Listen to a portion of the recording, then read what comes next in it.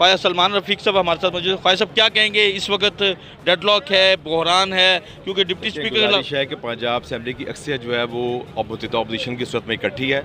वज़ीर आला के इंतखाब में हम अक्सरियत अपनी शो कर चुके हैं। डिप्टी स्पीकर ने आज आइन के साथ खड़े रहे हैं, उन्होंने आज का इजलास बुलाया है, उसको नहीं होने दिया जा रहा, तो ज़ाहिर है कि गैर कानूनी हथकंडे तहरीक इंसाफ और उनकी अलाई जमातों की तरफ से किए जा रहे हैं। सो हम इस वक्त जो है स्पीकर पंजाब असेंबली उनके खिलाफ अदम एतमाद जमा कराने आए हैं। दरवाजे बंद हैं, खारदार तारे लगी हुई हैं, मीडिया को बंद किया जा रहा है। हमारी कोशिश के अंदर जाएं, नहीं जाने देंगे तो ज़ाहिर ऑनरेबल सुप्रीम कोर्ट का फोरम मौजूद है, फिर हम ऑनरेबल सुप्रीम कोर्ट के इस बारे में आगाह करेंगे। तो आपने कितने लोग हैं जिन्होंने अदम एतमाद की तहरीक के ऊपर दस्तखत कर दिए? हमारी तादाद 200 से ज़ायद है जी, 200 से ज़ायद जो हैं अरकान ने अदम एतमाद की तहरीक के ऊपर दस्तखत किए और ये स्पीकर पंजाब असम्बली के खिलाफ अदम एतमाद की तहरीक है। और यहाँ पे मुस्लिम लीग नून के MP जो है ख्वाजा सलमान रफ़ीक, समीउल्लाह खान और ताहिर खलील सिंधु जो हैं वो आए हैं अदम एतमाद की तहरीक, लेकिन गेट चारों तरफ से बंद है और उन्होंने यहाँ पे मीडिया से गुफ्तगू की। उनका कहना है कि अगर उनकी अदम एतमाद की तहरीक को जमा न कराने दिया गया तो वो धरना भी देंगे और आला अदलिया से भी रुजू करेंगे।